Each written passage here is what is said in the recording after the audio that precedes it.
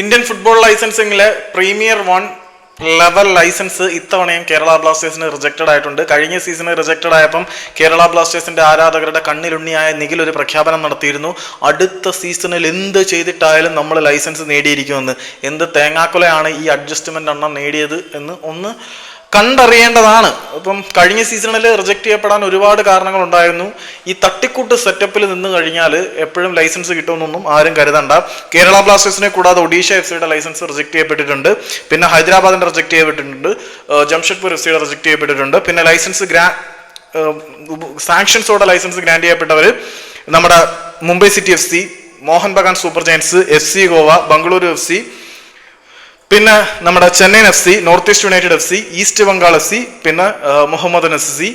Licence യാതൊരു ഉപാധികളും ഇല്ലാതെ ലഭിച്ചിരിക്കുന്നത് പഞ്ചാബ് FCക്കാണ്. അപ്പം നിഖിലണ്ണൻ കൊണ്ടുവരും എന്ന് പറഞ്ഞു, കൊണ്ടു തന്നിട്ടുണ്ട്. സ്റ്റേഡിയത്തിലെ ഇൻഫ്രാസ്ട്രക്ചർ ഫെസിലിറ്റീസിന്റെ കാര്യം പറഞ്ഞിട്ടാണ് ഇത്തവണ ബ്ലാസ്റ്റേഴ്സിന് നിഷേധിക്കപ്പെട്ടതെന്ന് പറയുന്നുണ്ട്. പക്ഷെ അത് മാത്രമൊന്നും അല്ല കാരണമെന്ന് പ്രഥമ ദൃഷ്ടിയാൽ തന്നെ നമുക്ക് കാണാൻ പറ്റും. ബ്ലാസ്റ്റേഴ്സിന്റെ ലൈസൻസ് റിജക്ട് ചെയ്യപ്പെടാനുള്ള കാരണങ്ങൾ നമ്മൾ കൂടുതൽ റിപ്പോർട്ടുകൾക്കൊന്നും വെയിറ്റ് ചെയ്യണ്ട. നമ്മൾ കണ്ണു തുറന്നൊന്ന് നോക്കിക്കഴിഞ്ഞാൽ മനസ്സിലാവും എന്തുകൊണ്ട് ബ്ലാസ്റ്റേഴ്സിന് ലൈസൻസ് റിജക്ട് ചെയ്യപ്പെട്ടു എന്നുള്ളത്.